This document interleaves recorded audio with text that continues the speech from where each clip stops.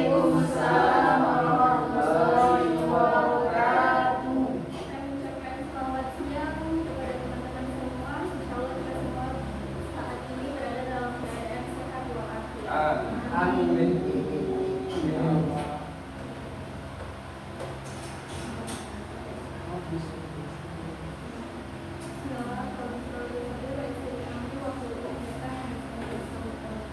Teman-teman sekalian, pada kesempatan ini kita akan membahas materi yang tidak kalah penting dari hari kemarin yang akan dipresentasikan langsung oleh kelompok tiga.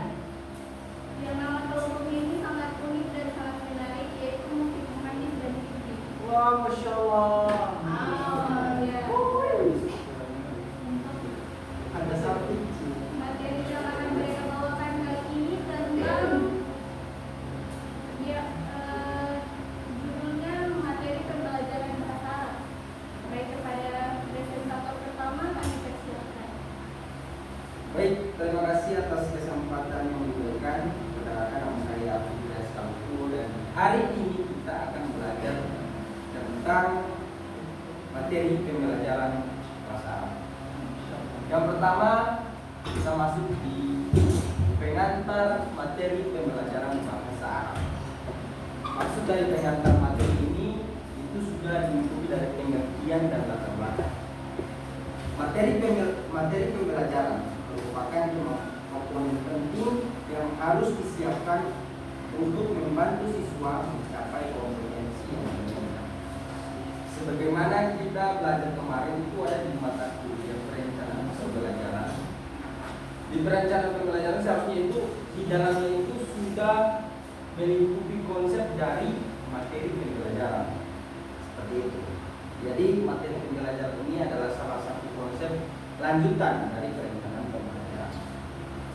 Materi pembelajaran tidak hanya mencakup isi kurikulum, tetapi juga berfungsi untuk membentuk pengetahuan, keterampilan, dan sikap siswa. Dengan materi yang baik, proses belajar mengajar menjadi lebih efektif karena membantu siswa fokus pada tujuan pembelajaran yang telah ditentukan.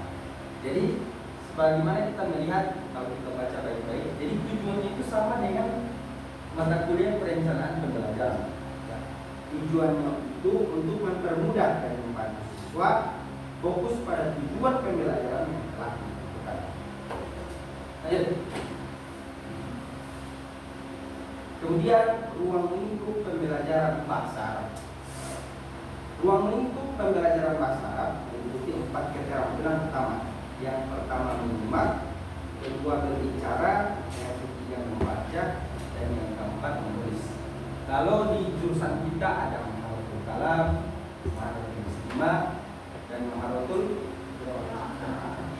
Tapi kalau menyimak ini itu mungkin ada beberapa kampus atau beberapa institut yang menggunakannya. Tapi menurut saya menyimak ini bukan hanya ada di materi pembelajaran bahasa Arab, tetapi ada di semua materi mata kuliah di universitas. Seperti itu. Skip. Tujuan pembelajaran bahasa Arab. Tujuan utama dari pembelajaran bahasa Arab adalah agar siswa mampu memahami teks agama seperti Al-Quran dan Hadis, berkomunikasi dalam bahasa Arab, dan mendukung keterampilan tambahan yang berguna, bisa berkomunikasi dan sebagainya. Karena kalau bahasa tanpa komunikasi itu bagaikan. Selain itu, pembelajaran ini diharapkan dapat mencetak siswa yang pandai berbicara dan menulis dalam bahasa Arab. Ya, menulis dalam bahasa Arab seperti belajar kaligrafi dan sebagainya. Serta mempersiapkan mereka menjadi ahli bahasa Arab yang profesional, seperti teman-teman semua. Semoga teman-teman bisa menjadi ahli profesional bahasa Arab. Amin. Yep. Kriteria materi pembelajaran yang baik. Materi pembelajaran yang baik harus relevan dengan tujuan pendidikan, sesuai dengan perkembangan siswa, menarik dan bermanfaat bagi mereka. Maka itu kemarin kita berbicara tentang kurikulum. Ada yang bertanya, kenapa kurikulum itu relevan tapi selalu ganti-ganti? Karena setiap tahun, setiap zaman pasti kebutuhan para siswa itu berbeda-beda. Ya. Ada yang kemarin itu corona, tidak mungkin kan bisa bertatap muka masuk dalam kelas. Jadi kebutuhan kita adalah memakai elektronik menjadi salah satu bahan untuk bagaimana kita menerima materi, bagaimana kita menerima pembelajaran. Jadi itulah kesimpulan dari materi-materi kemarin dan kami jelaskan di materi ini. Materi ini juga harus disusun secara sistematis. Nah, kalau tidak sistematis, acak-acak ya. Macam perencanaan perjalanan kemarin, nah, itu acak-acak. Bertahap dan bertingkat agar dapat mendukung siswa dalam memahami dan menerapkan pengetahuan dengan lebih mudah dalam proses belajar. Mungkin hadirin saya serahkan kepada saudara.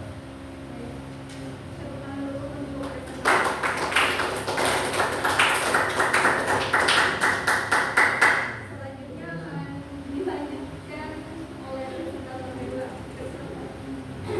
Oke, syukuran kecil. Oke, kita masuk pada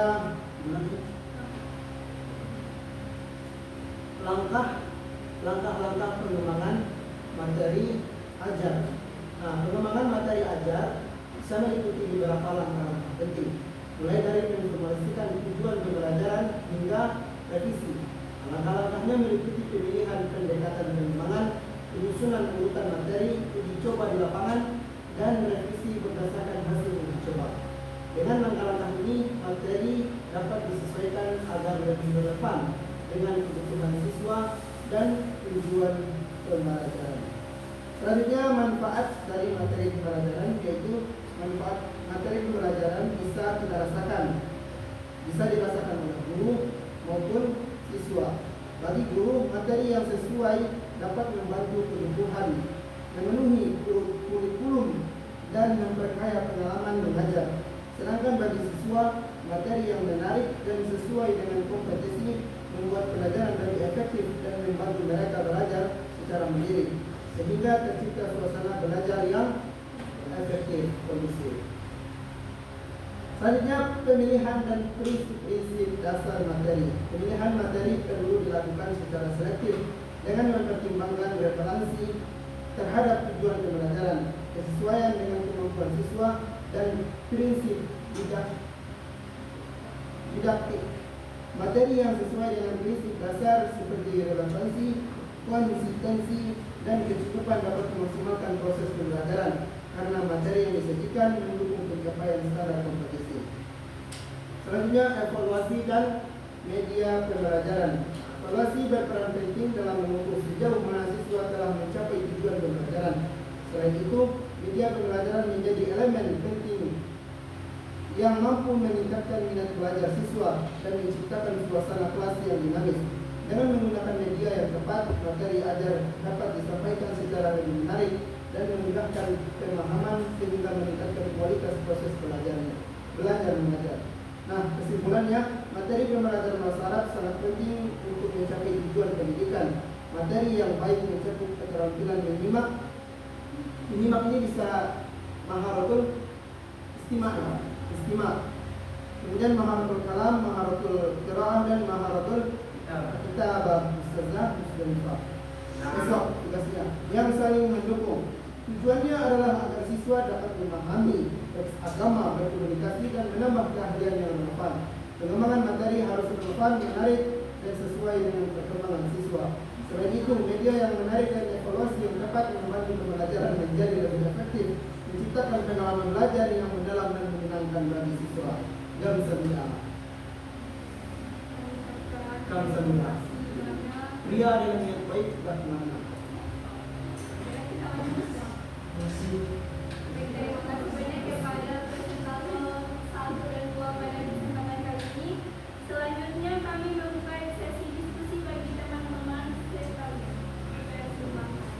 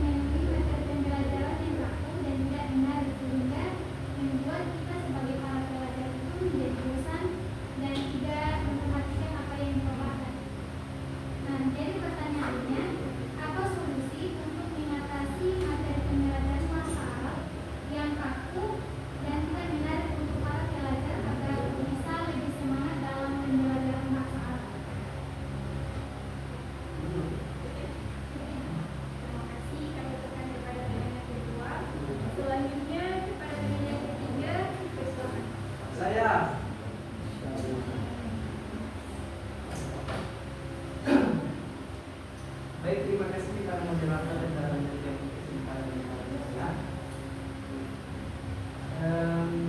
Sebagaimana materi yang dipaparkan tadi, saya ingin bertanya, bagaimana cara memastikan bahwa materi ajar bahasa Arab yang disusun tidak hanya sesuai atau relevan dengan kurikulum, tetapi juga relevan dengan kebutuhan lokal dan budaya siswa. Dan apakah ada cara lain yang bisa digunakan guru untuk mengukur keberhasilan materi ajar bahasa Arab selain dari hasil tes atau ujian? Sekian. Baik, itulah beberapa pertanyaan dari masing-masing individu. Selanjutnya kami serahkan kepada fasilitator untuk menjawab beberapa pertanyaan yang telah dikemukakan. Terima kasih atas pertanyaan yang luar biasa dari teman-teman. Saya akan menjawab pertanyaan dari saudari dia tentang bagaimana pemakalan membedakan antara materi pembelajaran dan materi ajar. Saudara-saudara sekalian,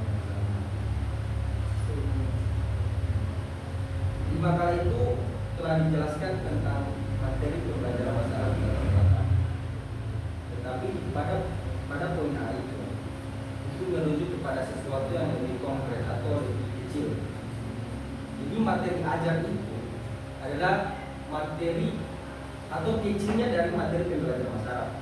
Jadi materi pembelajaran bahasa Arab itu kalau diibaratkan itu adalah materi yang secara global, yang secara luas ya. Karena materi pembelajaran bahasa Arab itu banyak. Salah satunya adalah materi ajar. Materi ajar yang dijelaskan di situ, yakni adalah bentuk materi yang telah disusun dalam berbagai media ataupun alat bantu seperti buku, modul, lembar kerja, presentasi dan lain sebagainya. Jadi sudah lebih yang ada di dalamnya seperti itu. Tapi materi pembelajaran itu kayak di atasnya.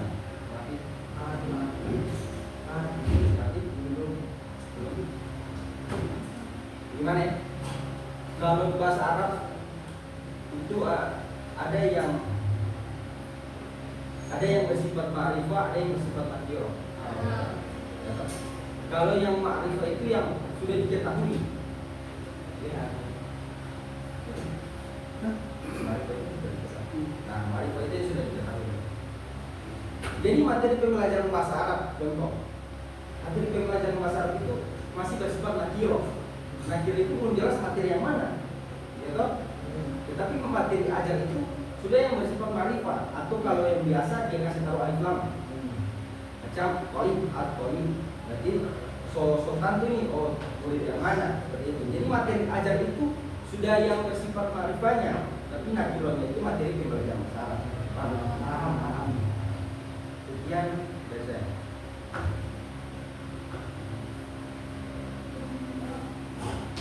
Baik, kepada pihak penanya, apakah sudah menjawab pertanyaan dari saudari? Di sini mungkin saya berikan pertanyaan, yaitu tadi kan sudah jelaskan mengenai perbedaan antara materi pembelajaran dan materi ajar. Apakah metode, media, dan lain sebagainya itu termasuk ke dalam materi pembelajaran atau ada spesifikasi lain tentang hal itu? Atau bagaimana? Tolong dijelaskan. Kita silakan diskusi untuk menjawab tanggapan. Oh, ada ini kan forum diskusi, maka kami membuka kesempatan kepada forum untuk memberikan penjelasan atau menambah jawaban dari saudara. Izin moderator, Ya, izin menyampaikan atau menurut saya, terima kasih atas pertanyaan dari saudari. Kalau menurut saya, apakah media dan yang telah disampaikan tadi termasuk dalam yang materi pembelajaran atau sebaliknya, gitu kan? Kalau menurut saya kan sudah dijelaskan oleh saudara pemakalah, saudara Fikri dan saudara Hadis. Kalau antara media dan dengan metode-metode yang telah disampaikan tadi itu termasuk menurut saya ya, termasuk dalam bahan ajar bahasa Arab, di mana dengan adanya metode ataupun bahan yang telah ada, nah itu menurut saya termasuk dalam bahan ajar pembelajaran bahasa Arab. Bedanya juga dengan materi itu kan sudah dijelaskan, itu rangkuman dari yang mungkin diketahui kan. Tapi kalau bedanya dengan bahan ajar bahasa Arab itu kan di mana bahan itu sudah ada, selanjutnya itu kan tinggal diimplementasikan kepada siswa ataupun mahasiswa yang ada. Jadi kalau menurut saya metode dengan bahan ajar, metode dengan media itu termasuk dalam bahan ajar bahasa Arab menurut saya. Tapi tidak tahu menurut pandangan teman-teman tadi. Bagaimana pandangan lain tentang metode pembelajaran itu termasuk dalam media pembelajaran itu termasuk dalam metode pembelajaran atau metode ajar? Silakan.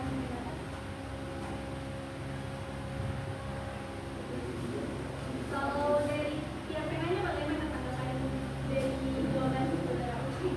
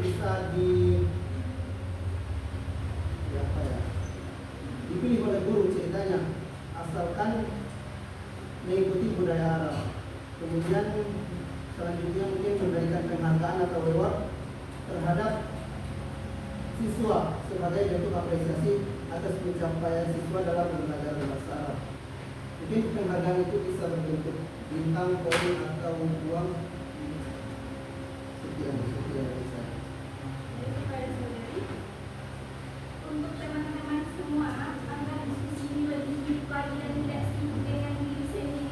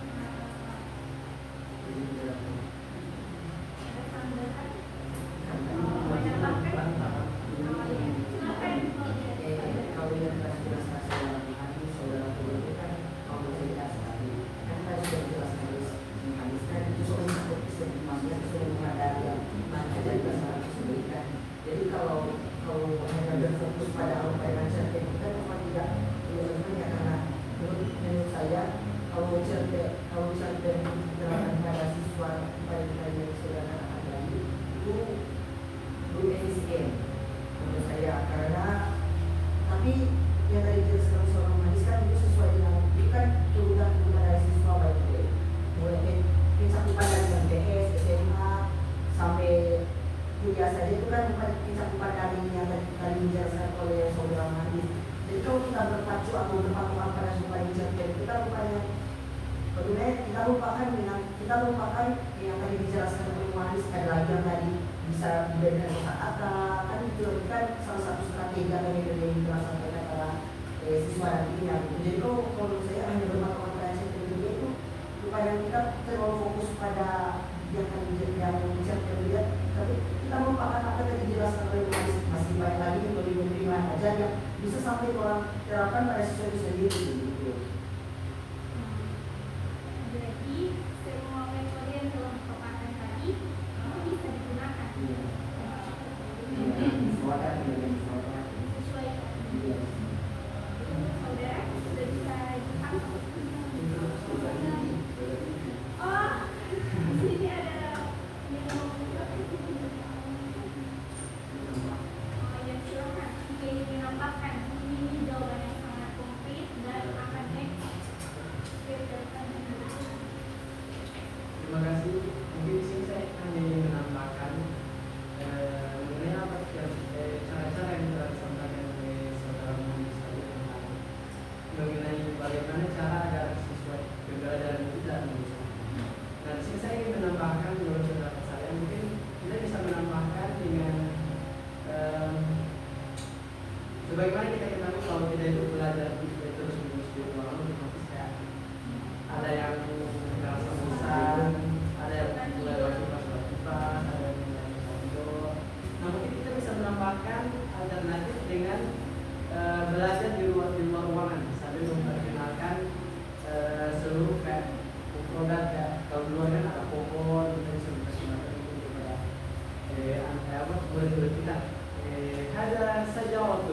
Nah dari situ juga mereka bisa memperoleh tambahan produk dan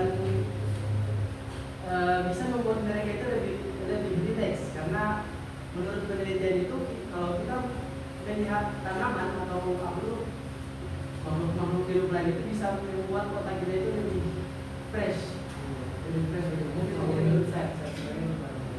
Jadi saudari Flora, pada intinya jika kamu menemukan sesuatu yang sedang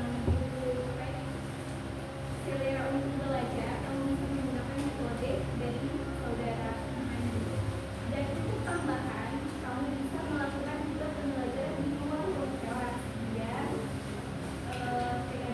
pembelajaran itu lebih menarik, biar variasi dan lanjut kita ke pertanyaan terakhir mungkin. Kita silakan.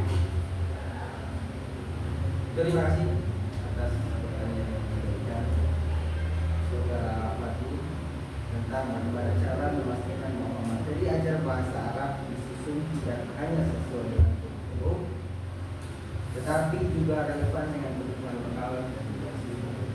Sebelumnya saya ingin memperjelas kebutuhan lokal di sini itu seperti apa.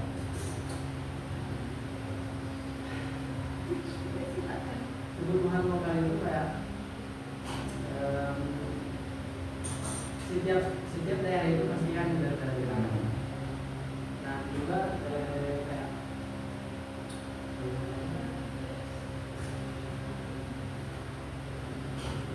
maksudnya kebutuhan lokal itu kayak kebutuhan yang ada di daerah itu, kayak kebiasaan dari mungkin mayoritas masyarakat yang ada di sini. Oke, kan kita belajar tentang materi pembelajaran bahasa Arab. Cara memastikannya adalah tidak lain dan tidak bukan belajar perencanaan pembelajaran bahasa Arab. Untuk memastikan. Tetapi di sini saya melihat pertanyaan yang cukup menarik, bahwa materi, bagaimana cara memastikan bahwa materi ajar bahasa Arab disusun tidak hanya sesuai dengan kurikulum. Kenapa kita menyusun materi pembelajaran bahasa Arab yang tidak sesuai dengan kurikulum? Padahal kurikulum itu dibuat untuk mengatur semuanya. Kemudian tentang kebutuhan lokal. Menurut saya kebutuhan lokal itu adalah kebutuhan dari daerah masing-masing. Kalau kita belajar hanya untuk memenuhi kebutuhan daerah masing-masing, kita belajar saja bahasa lokal. Kan kita belajar bahasa Arab. Belajar bahasa Arab. Apakah bahasa Arab itu akan kita terapkan di daerah kita? Kan? Jadi kalau seandainya bagaimana cara kita memastikan membuat materi pembelajaran bahasa Arab yang sesuai dengan kebutuhan lokal, itu sebenarnya adalah pertanyaan yang menuju kepada bagaimana cara kita belajar bahasa lokal yang sesuai dengan kebutuhan lokal.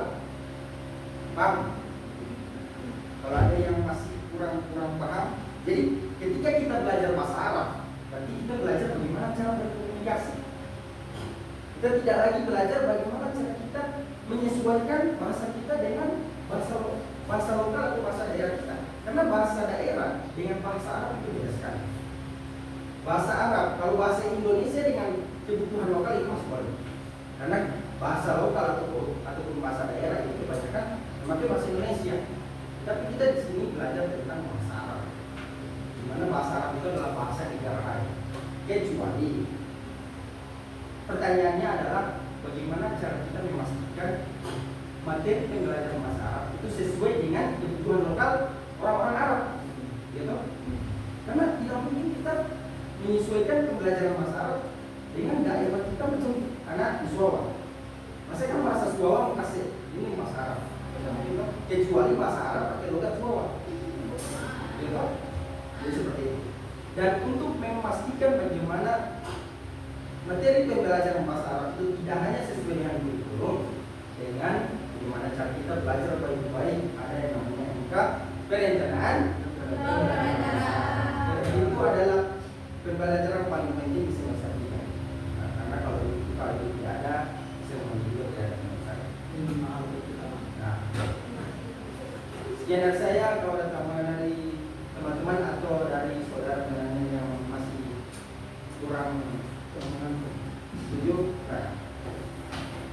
Baik, terima kasih.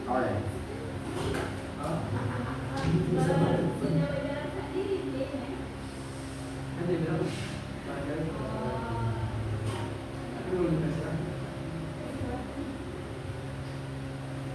baik, kalau saudara memprotes pertanyaan saya.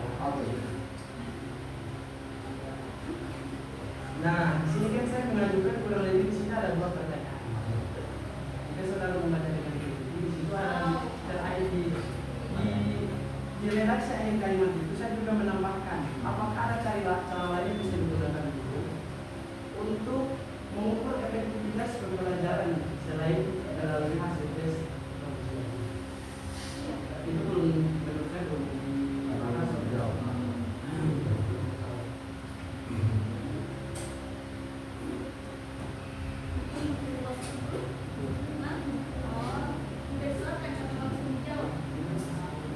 Tanpa tes atau ujian, Maksudnya mengukur keberhasilan materi tanpa tes dan ujian. itu bukan berarti tanpa tes. Saya menanyakan apakah ada cara lain Mungkin cara lainnya, cara yang efektif mungkin melakukan evaluasi. Kemudian evaluasi itu kayak tanya jawab. Ya kan kamu sudah juga belajar kemarin tentang evaluasi. Jadi mungkin untuk mengukur efektivitas sebuah pembelajaran atau keberhasilan di sebuah pembelajaran dengan menggunakan atau mengadakan evaluasi, atau dengan cara kalau kemarin IHMJ bagian bahasa itu dibilang kalau mau belajar bahasa Arab itu apa yang lo lihat dan apa yang lo tahu pakai saja, biar kita gabung bahasa Indonesia, ya toh? Jadi bisa jadi itu adalah salah satu cara bagaimana kita mengukur, oh ternyata dia belum tahu yang ini, oh ternyata dia belum tahu yang ini. Itu adalah salah satu cara bagaimana kita mengukur keberhasilan dari pembelajaran. Tetapi kemudian kalau saudara bilang kalau saya protes tentang pertanyaan itu bukan protes. Saya senang sekali ada yang bertanya, cuman saya agak bingung ini arahnya kemana gitu. Jadi saya Makanya saya bilang langsung, saya tidak bertanya lagi kepada moderator, tapi saya langsung bertanya kepada tim materi kalau ini arahnya kemana, atau kalau memang si penanya masih ada tanggapan lain silakan. Jadi saya tidak protes. Mohon maaf. Baik, dari forum apa ada alternatif jawaban lain dari tambahan jawaban dari penokawat? Yaitu apa boleh diulangi lagi pertanyaannya? Iya, maksudnya kita lembaga development biar bisa ditambahkan dan lebih terus lagi. Dia kan juga punya tadi dia saling mengatakan misalnya langsung apa yang dijelaskan oleh penokawat, bisa kan? Bisa. Iya, iya. Nanti moderator saya paham ada baiknya dalam proses komunikasi.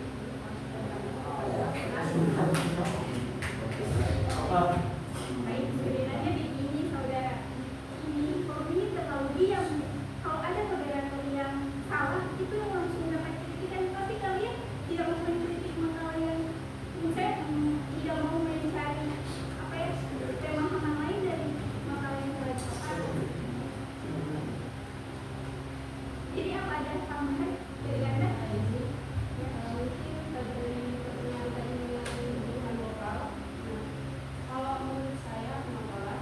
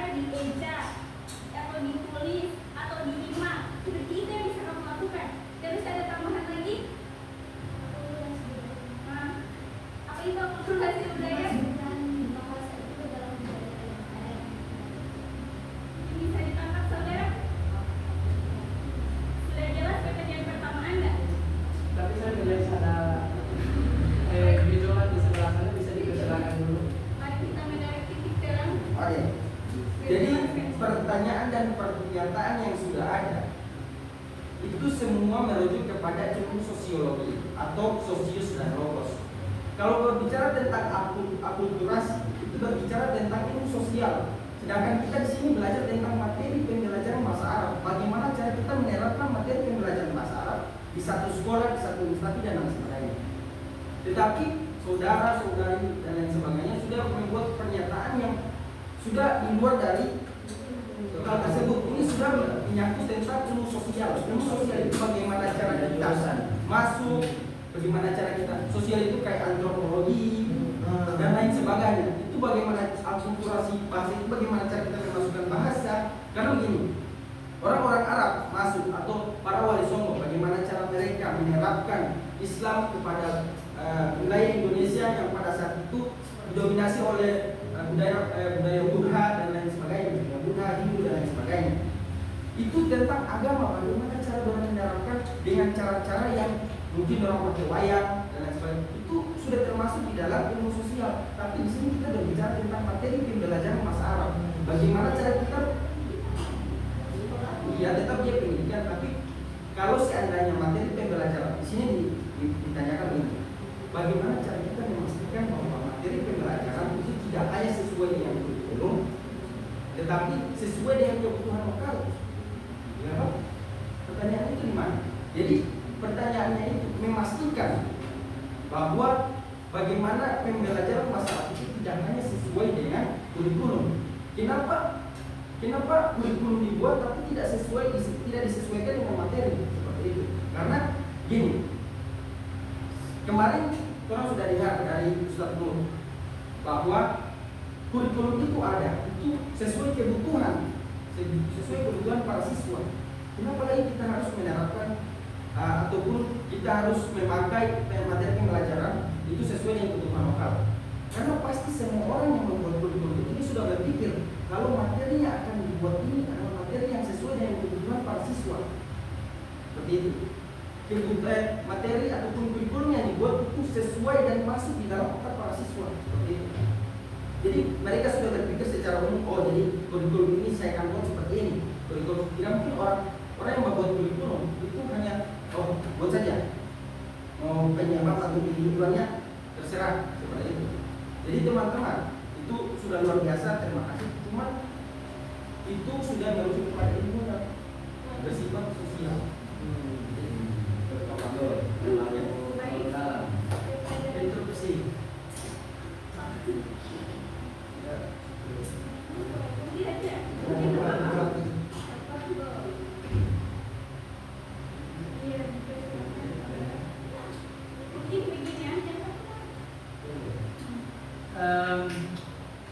Mohon izin sebelumnya, saya melihat di sini suasana yang sudah mulai kita produksi.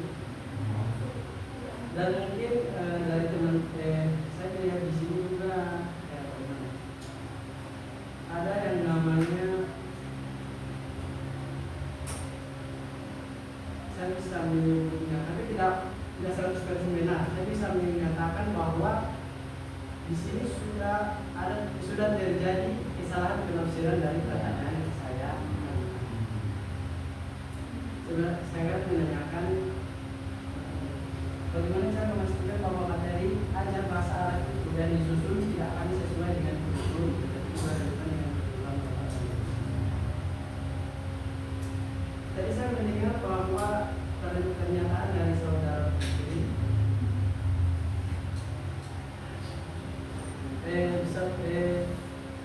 saudara mengatakan tadi buat apa materi ajar yang disusun tidak sesuai dengan kurikulum. Nah, bisa kita tarik juga pada diskusi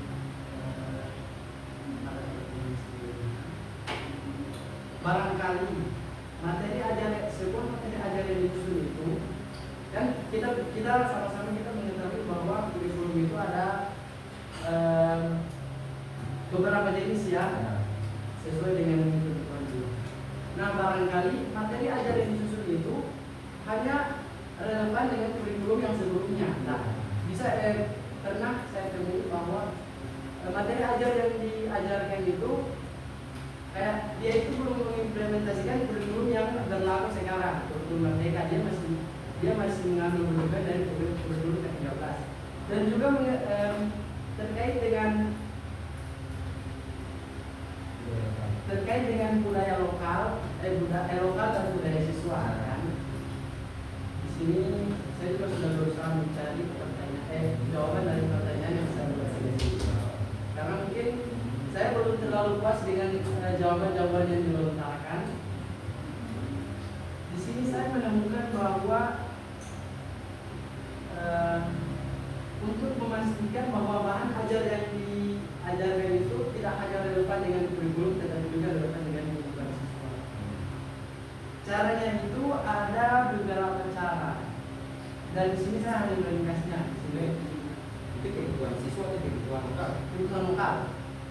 kebutuhan lokal. Kebutuhan lokal. Begini, ibaratnya begini, kebutuhan lokal siswa yang berada di perkotaan itu berbeda dengan siswa yang berada di pedesaan. Dan mungkin dari segi pengetahuan, kalau orang-orang di kota kan mereka sudah mulai mengenal teknologi. Itu kebutuhan lokal atau kebutuhan akademik? Kan kebutuhan lokal juga yang lebih ke wilayah. Kalau kebutuhan akademik itu bagaimana cara kita menyerap, bagaimana cara kita. Makanya saya bertanya kebutuhan lokal yang seperti apa. Makanya saya itu bingung, karena kebutuhan lokal itu bersangkutan dengan wilayah. Untuk harga bahan pangan harus sesuai dengan kebutuhan lokal. Itu sesuai dengan kebutuhan. Makanya saya tanya kebutuhan lokal seperti apa. Kebutuhan lokal, kebutuhan akademik. Kebutuhan siswa.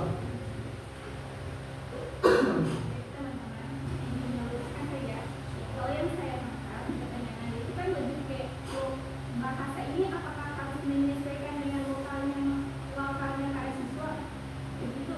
Maksudnya orang bahasa yang orang pelajari bahasa Arab ini apakah harus menyesuaikan dengan orang yang berada di tempat itu seperti orang desa? Apakah harus menyesuaikan dengan bahasa yang di situ? Begitu.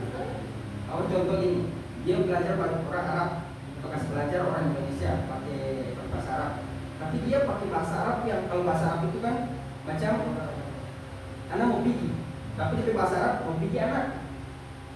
Contoh ini, dahab tu itu DP objek di belakang, ya toh?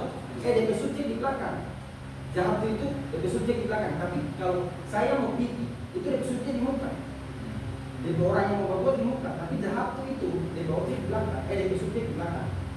Begitu. Jadi itu yang saya pertanyakan. Jadi maksudnya kalau seandainya materi pembelajaran bahasa Arab itu disesuaikan dengan bahasa lokal. Berarti contoh di Gorontalo ada yang namanya bahasa Ronda. Apakah bahasa Arab harus disesuaikan dengan bahasa Ronda? Apakah bahasa Arab harus disesuaikan dengan kota Tuanku? Kalau bahasa Arab harus disesuaikan dengan kota Mobagu, berarti bahasa Arab harus ada kata auha atau aue atau dam. Seperti itu. Makanya saya bertanya, kalau kebutuhan di sini kebutuhan akademik tapi lokal seperti itu. Bisa Jelas atau kurang jelas? baik, mungkin untuk pertanyaan kedua bisa lebih jelas lagi. Pertanyaan kedua. Ya. Sudah akan dihilangkan oleh bahasa.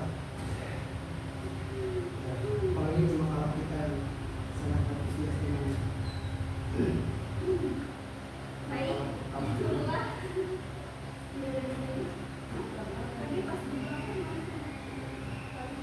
Baik, mengingat waktu kita terbatas dan tidak terlalu banyak, maka diskusi ini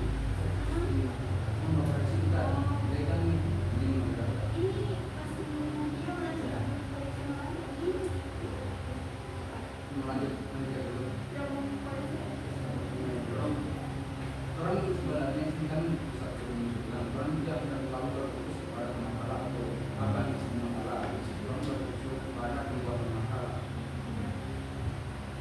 baik. Jadi setuju ini melakukan pembahasan koreksi materi yang kita koreksi masalah itu kan koreksi masalah dari